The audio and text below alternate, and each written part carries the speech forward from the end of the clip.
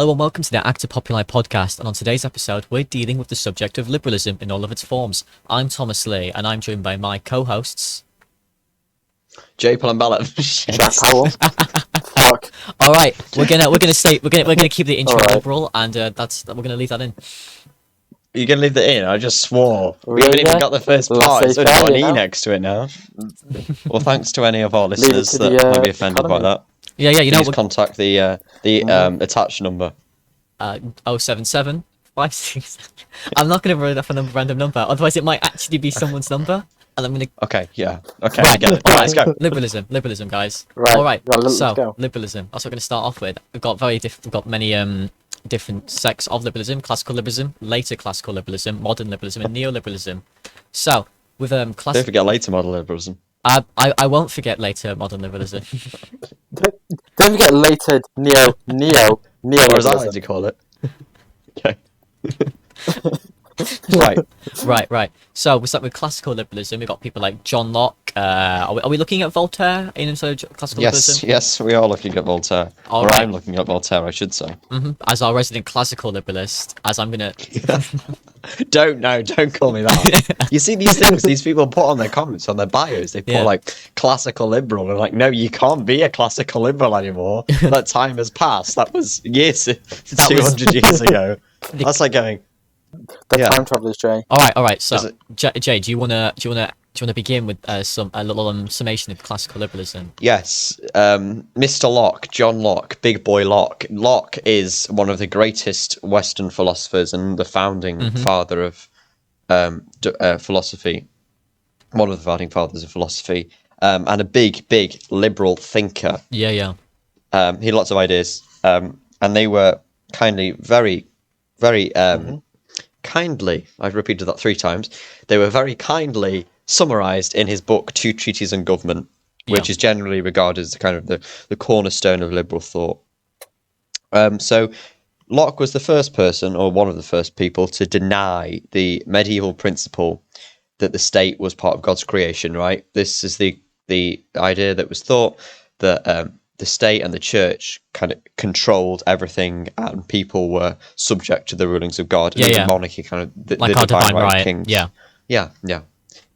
So John Locke really didn't like this, and he said that this wasn't fair at all. And as we were talking about before, this helped John Locke contribute to the philosophical idea of the state of nature, which is also Thomas Hobbes. So we've talked about this loads of times. It seems like every episode we talk about the state of nature. But the idea that if we strip all of government away and we are only in a state of nature, Thomas Hobbes argued that it'll be solitary, poor, nasty, beauties and short, whilst Locke argued that it'll all be fine and dandy because inside we have the rules of God within us. Even though God isn't there, we still believe in God. So it's a very naive view. But It's a nice so one. he thought that aside from the laws of God, humans were guided by rationalism and empiricism and human nature, and they were underpinned by the natural laws or natural rights, such as the natural right to property. So Locke then developed ideas of the what was later called the social contract theory, which is that it was kind of the government's responsibility to look after its citizens. Yeah. And it really branched out, making sure it did loads of things for religion as well. Like I wrote an article for the Acta Populi website on John Locke's letter concerning toleration. So John Locke went to the University of Cambridge, I think it was.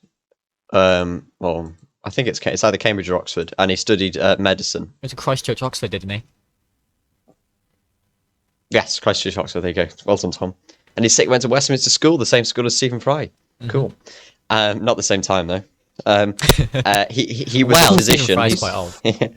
He studied medicine there, and then he got hired by this guy to come to his house and to write philosophy for him. And in a series of letters. No, not to write philosophy. He had a liver problem. Okay, wasn't and it? then in his spare time, Yeah. whilst the other people Yeah. were playing tennis, he was writing philosophy, and he wrote to his friend, another kind of academic, about something called the What are we looking at? The letter concerning toleration, Tom. There we go. And it was about toleration of. It's easy to read. Probably take about half an hour, and it's just concerning toleration, religious toleration. And it was the idea that the church should not really get involved in government in people's lives, and the government should not get involved in people's religious practices. So we've got these loads of ideas that later branched out and inspired loads of people. So John Locke was writing late 1600s, early 1700s, and after that we start to see John Locke's work inspiring the American Constitution, the American War of Independence, the French Revolution, and later thinkers like Voltaire. And also the English Revolution, the Glorious Revolution of 1688, which we see Thomas Hobbes and Locke getting a bit scared and running away, and then going to write in France. So here we have the first definition that we want to look at today. Right. I think Jack's going to be talking about a couple of definitions like laissez-faire and stuff like that, but I'm going to talk about a definition now that it's going to be negative liberty, and this is the key feature of classical liberalism. And it's the notion that freedom is people being left alone and the state not messing around in people's lives. And this would be like widely disputed later on with people like Hobson and Hobhouse. But for now, Voltaire suggested that if you wanted to be free, there should be nothing around you. Therefore, a person on a desert island might be lonely, but he could still exercise a high degree of personal freedom. Assuming that the core beliefs were there. So this led on to great amounts in later liberal philosophy, and it also led on to great amounts in economics, this new science, emerging science of economics. And as our resident economist in his economic lodge, we call him Jack. So, as John Locke did, John Did I get that right? Yeah. John Locke or He's been talking about it for John 10 Locke, minutes. not Thomas Locke or John Hobbes. Thanks, Jack. As John Locke did for political liberalism, so Adam Smith did for economic liberalism. Now, before Adam Smith's findings, it was the main belief of nations of a economic theory called mercantilism, and that was that the economy never really grew. So the only way to grow your nation was mainly through war and acquiring foreign wealth from other countries, or through farms. Farms were the only thing that produced wealth. But Adam Smith came along in the Industrial Revolution, kind of spurred on by the Industrial Revolution, saying that industry can add value to stuff. And he also developed the idea of specialization of labor. So with the specialization of labor, he saw that if 10 people did the process of making a jumper from shearing the sheep to making the jumper to selling it, it would be much slower than having 3 people shearing sheep, 3 people making the jumper, 3 people selling it. So the idea was we should specialize like processes to their component jobs and distribute jobs like according to each process. Now this has wider implications for global trade.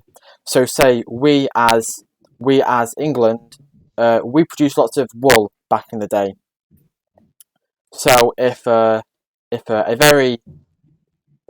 a very wool rich country, we produce lots of wool, we could sell our wool to a country that produced lots of either jumpers or was in demand for wool. So this is where the idea of global free trade came along, mainly through Adam Smith. Adam Smith started it, and then it got developed through over the years. So Adam Smith was the main starter of economic liberalism and free trade and the specialization of labor. So, Adam Smith. Yes, we've got Adam Smith there, pretty much like being the founding father in a lot of ways of what we would consider today, like, a lot of some modern economic theory.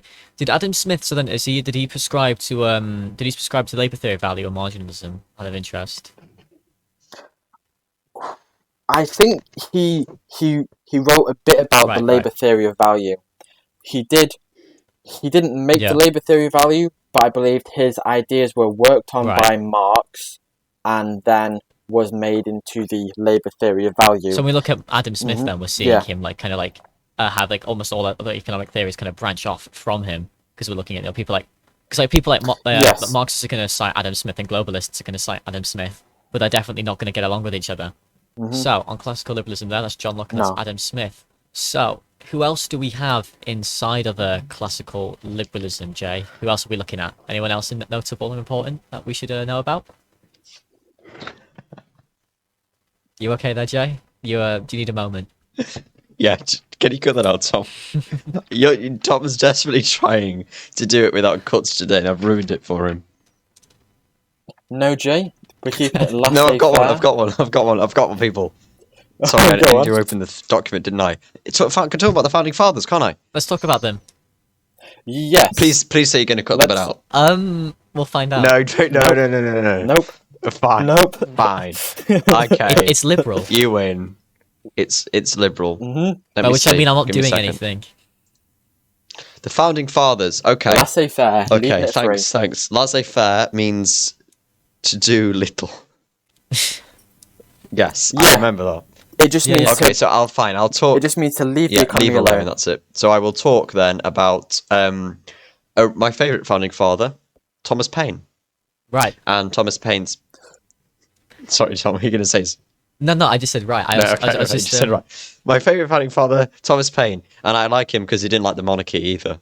And his book Common Sense, which was published as kind of like a pamphlet, literally denounced the entirety of the monarchy and the whole British system. And it's kind of a real cornerstone, and so does Thomas Jefferson and George Washington. They show like clearly inspired by the works of John Locke,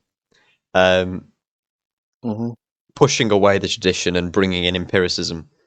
Pushing away religion and tradition like the monarchy and feudal systems like the monarchy, and bringing in facts and data and science. So, yeah, that's pretty much all I have to say about Thomas Paine. Any questions about Thomas Paine? So, as of now, we can say that we hold these truths to be self-evident. No. That all men are created equal. Wow, Tom, he's seen Hamilton the musical. No, it's just that's the Constitution. I know, but there's no just say in that rhythm. We hold these truths to be self-evident. I have never watched Hamilton, and I refuse to. I haven't seen it. I refuse. I don't know what rounds, but I just feel like I shouldn't. Well, I will end. Well, I'd leave this classical liberalism with a quote by Thomas Paine. I offer you nothing more than simple facts, plain arguments, and common sense. Right. Thank you, Thomas. Very cool. I should have done that in a Thomas Paine accent. What would a Thomas Paine? My country is the world, and my religion is too good. Thank you very much. I see. Oh no, that hurt. It was like Elvis was really something. All right, I guess next on the agenda is to talk about some later classical liberalism. I can hear John Stuart's mole from here. Oh god, it's actually disgusting. That photo scarred me for life. Oh god, I just don't want to think about it. Is it a picture? Yeah, it's a real photograph. Yeah. Real photograph. In 80. It's not even mole. It's like a deform. Oh, have you seen his wife? An alien. Oh no. Yeah. Have you seen this picture? So we can insult John Stuart Mill, but we can't insult his wife. Well, you know what? John Stuart Mill wouldn't care. This would actually fall into the harm principle. Is okay. For our audio, for those who can't see, which is everybody else, Jay's currently showing us a picture of John Stuart Mill's wife. Wow, that's some artistic liberty. Well, you know, I'll give him liberty, more like liberalism, more artistic. Okay, I'll let you carry on. All right. So time to begin with later classical liberalism. All right. So to begin on our tour of later classical liberalism, I first got a quote from John Stuart Mill, because we're talking a lot about liberty, and we're talking a lot about the liberty of people. But what does that encompass? John Stuart Mill believed that it was liberty encompassed liberty of thought and feeling, absolute freedom of opinion and sentiment on all subjects, practical or speculative, scientific, moral, or theological. I think right there he covers the bases on what you're allowed to have freedom over. Your thoughts, your feelings, over opinion and sentiment. This obviously went against a lot of prevailing narratives and questioning the state and so forth. You would have had years earlier, especially like under monarchic rule, when treason could pretty much encompass anything. And I think in particular it's important to look at theological, because obviously the church throughout history had a lot of power, but then during this period in which John Stuart Mill came about, we've just had the Enlightenment just happened, and now we've got John Stuart Mill, 1859, publishing this, and also Charles Darwin publishing On Origin of Species, which kind of goes against the idea of what's it called now? Teleology. What's Jack? What's like the layman's term for theology? Argument from design. That's it. Oh, how dare you! How dare you! How dare you! Accuse our listeners of being laymen. Teleological argument. Argument for design. Argument. So obviously that went against argument of design. So it's kind of interesting to see how we saw this. I've got an article about that on the Acta Populi website. If our listeners would like to look at it, it'd be really interesting. 1984. 1859. 1884. 1880. I was It's close. in the same ballpark. What a good one. All right. So that's a beginning to John Stuart Mill's idea of liberty. But before we get to that, it's important to look at an earlier, later classical liberal. And John Stuart Mill's Jeremy teacher, Bentham. Jeremy Bentham is our typical classical libertarian. Not libertarian, sorry, classical utilitarian. So what Jeremy Bentham came up with is the famous idea of the greatest amount of happiness for the greatest number of people, and that was like the moral theory by which we should move forward and judge ourselves on. You should look at an action not by its intent but by its effect and outcome, not the intended outcome but the actual outcome in the end, because that's the only thing that really has any bearing on real life as far as Jeremy Bentham's concerned. So Bentham comes along with these ideas and fosters the idea of our classical utilitarianism, and it's like this very new and forward-thinking idea, like because it permits a lot of things that people originally would have called wrong, because in this system, if it's not causing any active harm to someone and it's causing more good for the participant, then it's okay. So Bentham, for instance, as long as you're like sound of mind, would probably be okay with you, like taking as many drugs as you want, or sitting on the couch all day and watching Jeremy Kyle as opposed to actually reading or something. But John Stuart Mill looked at this and he thought that didn't seem quite right to him, so he came up with a slightly variation on utilitarianism, that being ruled utilitarianism. The difference being there were certain rules you couldn't break, things like don't steal, don't murder, which Bentham would have permitted under classical, and also hierarchy of pleasures, that being higher order and lower order pleasures. On our higher order pleasures, we have things that sate the intellect and the mind, like reading, like conversation, like podcasting with your co-conspirators on the Acta Populi podcast. And on the other end, we've got it is you. And on the other end, we've got lower order pleasures, which would be like that would be like alcohol, sex, that kind of stuff. More like kind of carnal, average stuff. So that's PG. Tom, this is a PG podcast. After we how many times did we incite to kill the monarchy in the last one? I think 7 or 8 probably minimum. 0, really? Did we get 0. That far along? Right, it wasn't me. I deny all. Right. I deny all. Yeah. So we got John Stuart Mill there with that version of utilitarianism with the rules and the orders of pleasure. So that's kind of like a variation of Jeremy Bentham's. But John Stuart Mill himself, obviously, he wasn't just contained to his utilitarian ideas. So we've got a bit of a history lesson. John Stuart Mill, from a very young age, was taught by his father Greek and Latin, and could read Plato's dialogues. Before he was even in high school. Before So it's 3. Age of 3 was taught. Yeah, it was ridiculously early, which meant he learned all of these original Greek philosophers in their original language and could recite them all from a very, very young age.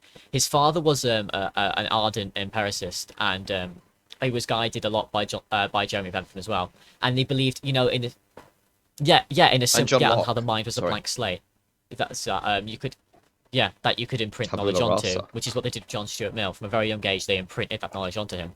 His one of the famous things they used to do, they called it armchair traveling. What they do is they'd have him sit down in the living room, and he'd be told, "You're in France right now. What do you see?" And he'd sit there in the chair and have to describe all the taste sensations and views he could see from sat down looking over France. One of the other pastimes was his That sounds pretty fun, actually. His father would. That's something we should do right now. We can't actually go anywhere. Yeah, he'd be. It's like meditation. It also like fostered a really creative mind from a young age, obviously, as he was told to like, You can't do it. Yeah. Yeah, and you can't like make a mistake. It's not like you're gonna go, "Oh, when I see a deer," like, no, you do not see a deer, John. Don't be stupid. France. There are no deers in France. And he'd from there's also he did his father would invite lots of philosophers around to sit around a table and discuss ideas, and then John would have to watch this debate take place. And then after the debate was over, John would be told to sit in one of the chairs of the philosophers that had just talked and say, imagine you're that person, describe his points to me. So John would then go around summarizing all the philosophers' points throughout the debate, which, fostered a really like amazing memory and an amazing, understanding of people as well, and debate as a whole. It made him, incredibly sharp from like a ridiculously young age. I think he's one of the youngest MPs we've ever had, and was also like, did he work with the what's the actual name for like the India East? Is it the East India Corporation? What's it called, Jay? Your history. Company. There we go. He worked from that. I want to say by the age of 18. I think he was incredible. 17. Even 17. Quicker than I thought. And he couldn't go to university because he didn't subscribe to the what do they call it? The what do they call it? The rules. Yeah, he was very I wouldn't go so far. He was verging on at being just completely anti-religious to an extent. He didn't subscribe to the 39 articles of the Church of England, which means he couldn't go to Oxford or Cambridge. A great shame, but he seemed to have done just quite fine without them, in all honesty.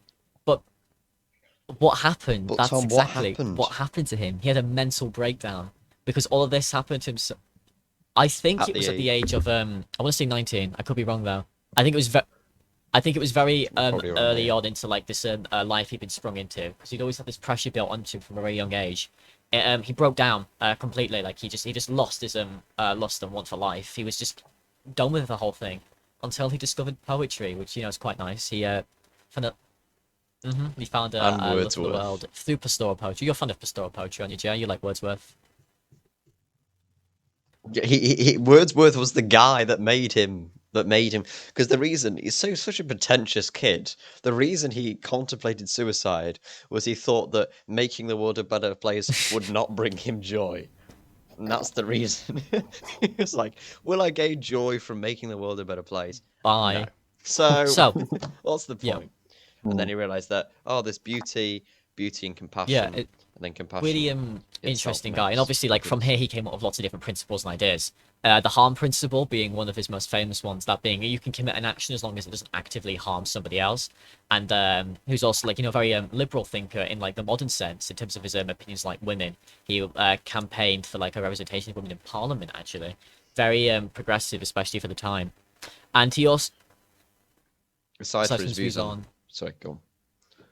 Oh yeah, that was the one. He thought that India was stagnant and barbarous. He believed that it was the duty of the better countries to educate the in his opinion worse countries. And now we can see his bias, a very obvious imperialist bias, because of like the kind of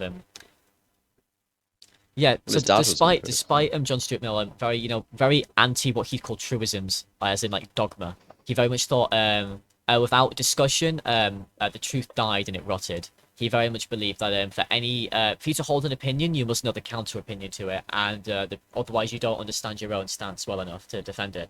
He was very strong on being very anti-dogma, which is also why his problems of religion were like really ardent and stringent growing up. All right, so that's Mill, that's Bentham. The other two what did he stand for?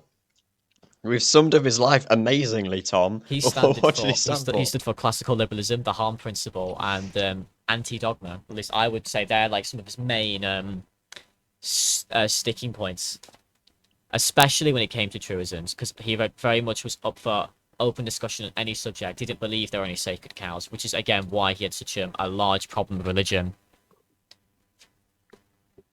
So, John Stuart Mill there. A quote to show this truisms is he thought if something becomes the general opinion it's no longer discussed, that's where the progress stops, and it either keeps possession of the ground it's gained in the public consciousness, or it just ceases to spread further. He thought for anything to be fostered, it needed to be discussed and it needed to be attacked and it needed to have the other opinions thrown at it. That's a very short but interesting look at John Stuart Mill and Jeremy Bentham as more of an inspiration to John Stuart Mill, and also like obviously he came up with his own ideas surrounding like the original utilitarianism. We've also got Samuel Smiles and Herbert Spencer. Smiles, I will go. Oh, okay. All right. Sorry. Go ahead. Before you carry on, quite interestingly, we've got Jeremy Bentham being the godfather to John Stuart Mill. Does anyone guess what 20th century philosopher John Stuart Mill was the godfather to? Who? Wow, that's interesting. I wasn't aware of that. That's the guy who proved 1 plus 1 big on his a 2. priori knowledge.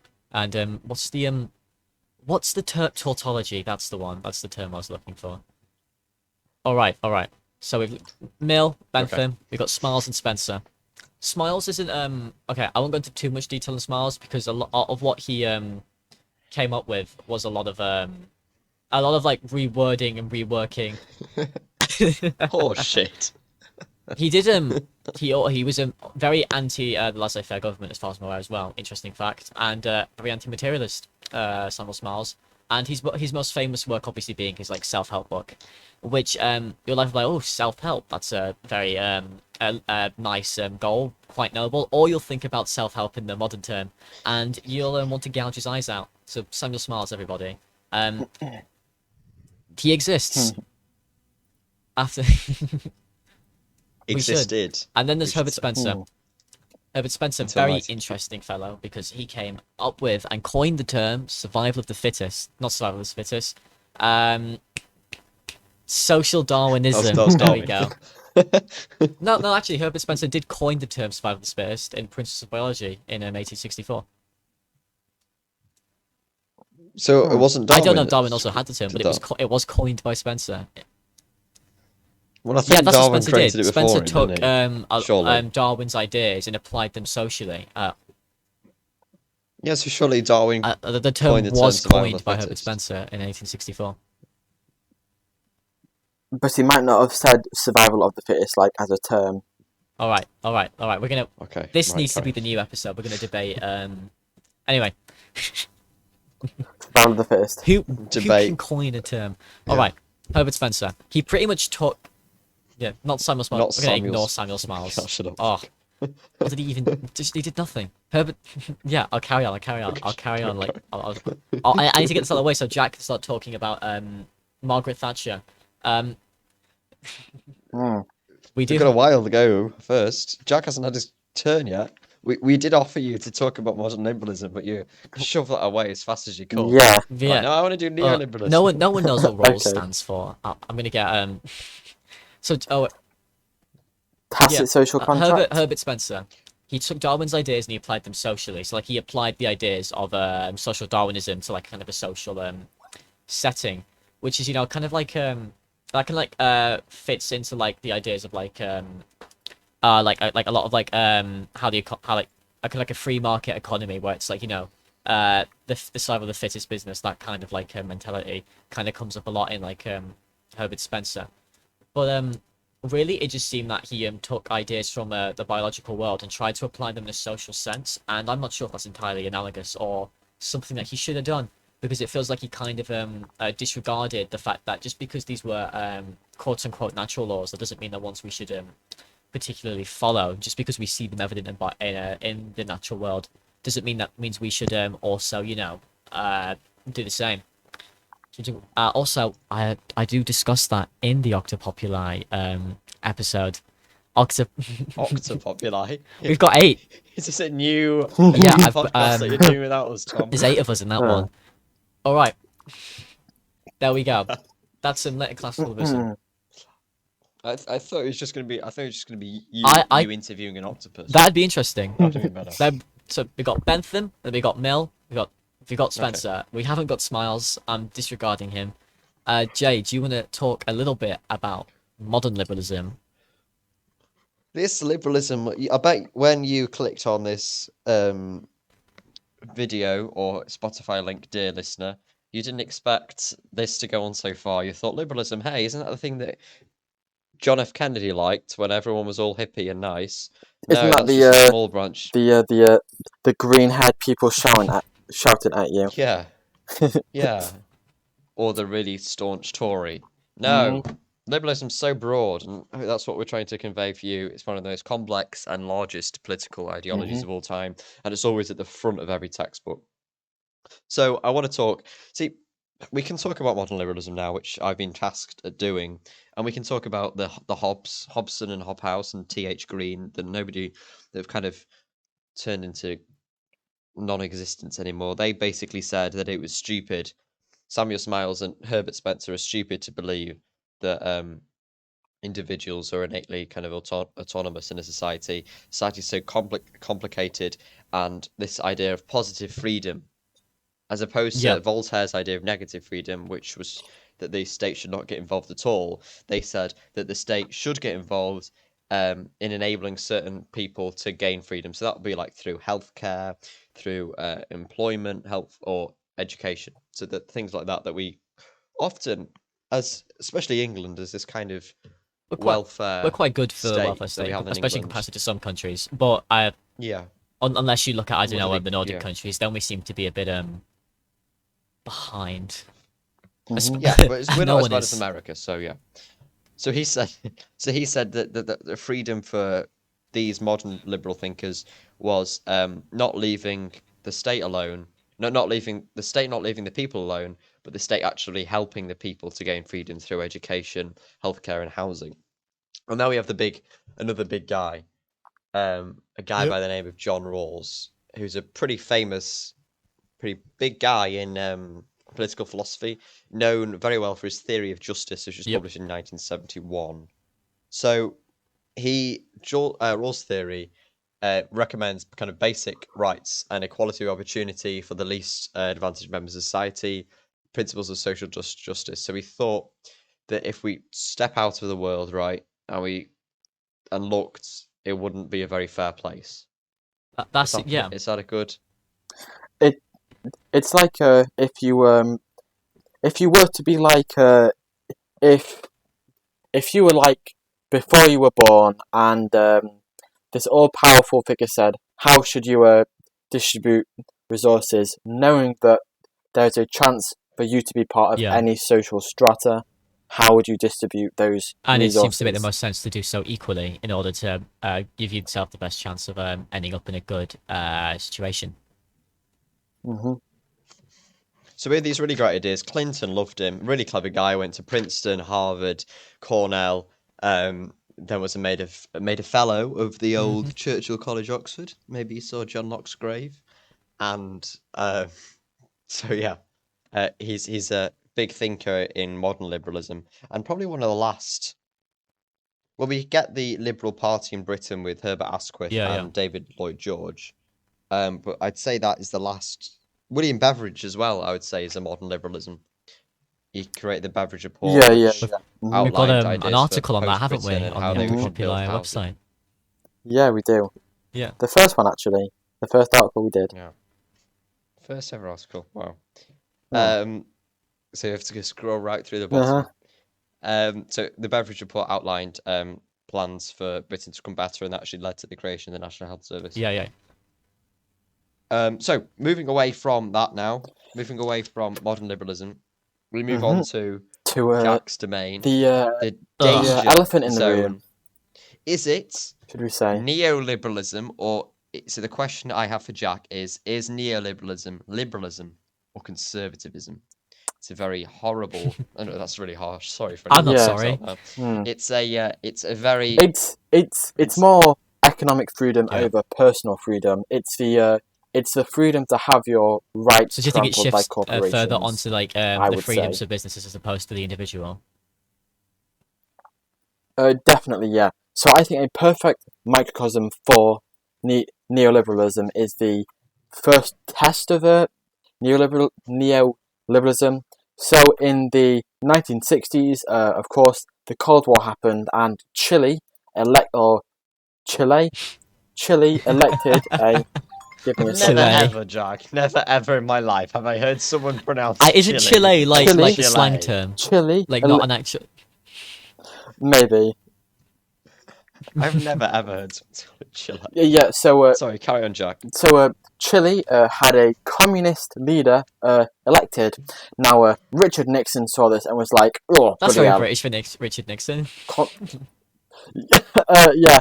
What's Richard Nixon's accent? We can't be having this. Not in the United States of Southern America. Didn't Nixon speak like this? Probably, yeah. But you look a bit like Nixon when you do that accent. But all Elvis. But thank you very much.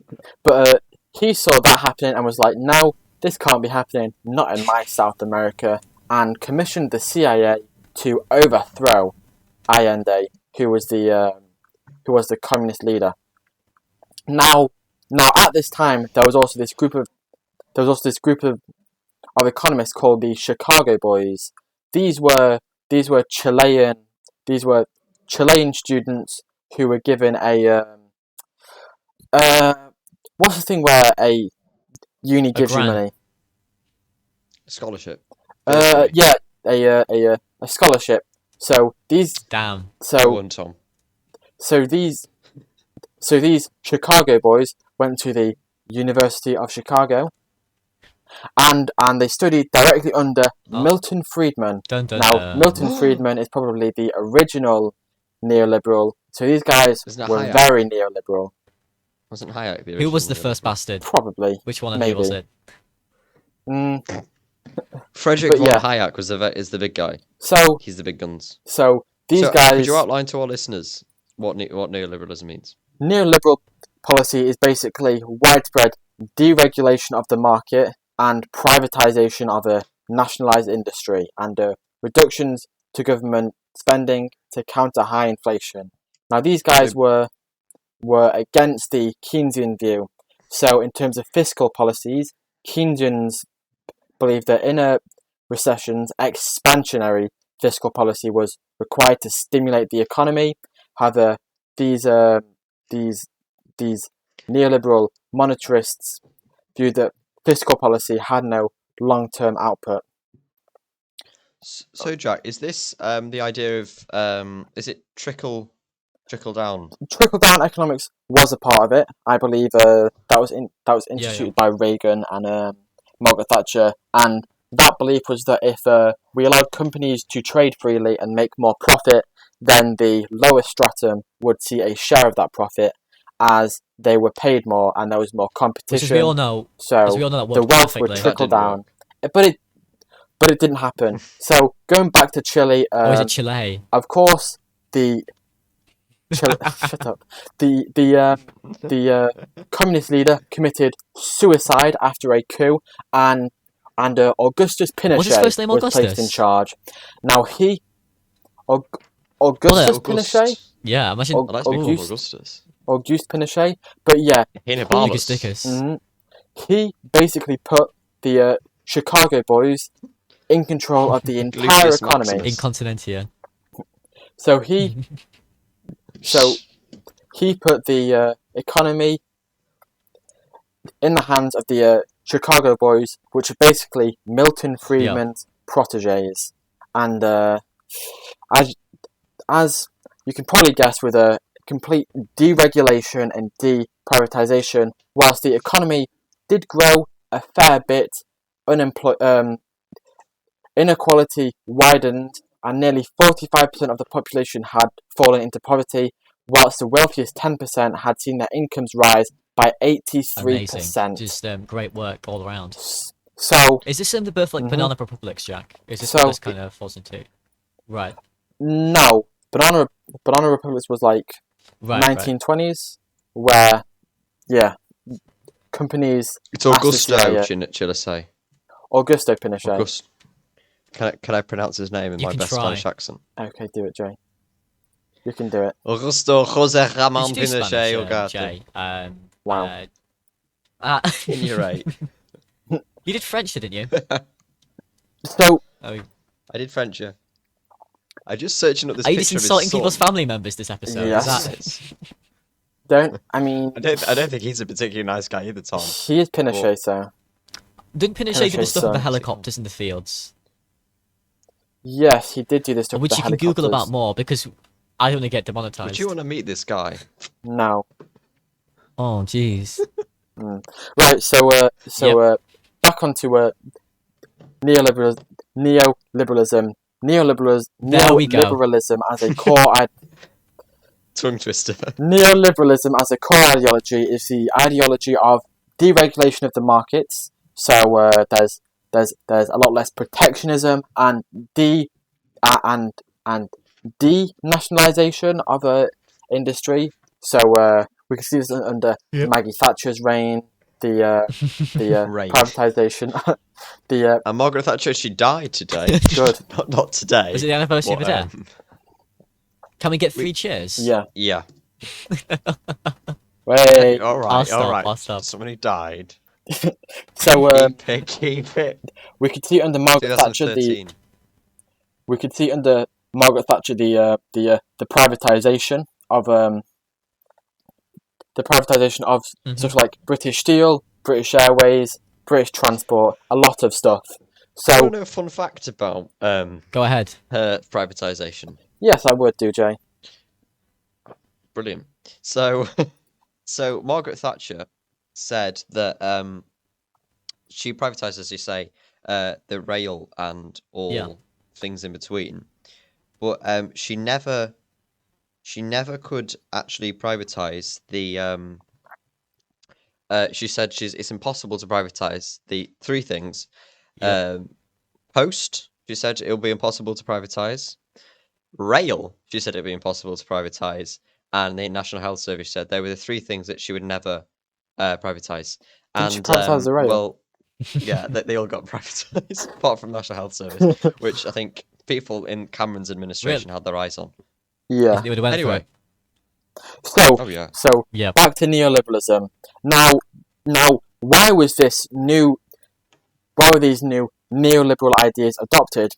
Well, the previous main policy of government's economic policy was Keynesianism. Now, this was the idea of expansionary and contractionary fiscal policy to either grow inflation, thus spur on the economy, or rein back inflation to make the economy more stable. Now, in the period of the 1970s to 1980s, I believe, there was a period of stagflation. Now, this goes against Keynesian ideologies. It was a period of high inflation, yet stagnant economic growth. Now, according to Keynesian theory, this was practically impossible. So leaders like Margaret Thatcher were elected, and they instituted monetarist policy, which is kind of letting the market forces settle things, and also dictating that fiscal policy isn't really the main mover of the economy. It's mainly the supply of money in the economy that can control moving away inflation from levels. Fiscal policy and looking more monetary policy, or the other way around. I believe actually fiscal policy is still controlling the supply of money, but it's more focusing on the supply of money itself. Now, Margaret Thatcher, of course, privatized tons of stuff. So, and also we can see many scars left by Margaret Thatcher onto the economy. So, one thing is the housing crisis. I would argue that the housing crisis was caused by Margaret Thatcher because she sold off council houses faster than they could be built, and the councils were even forbidden to build more social housing.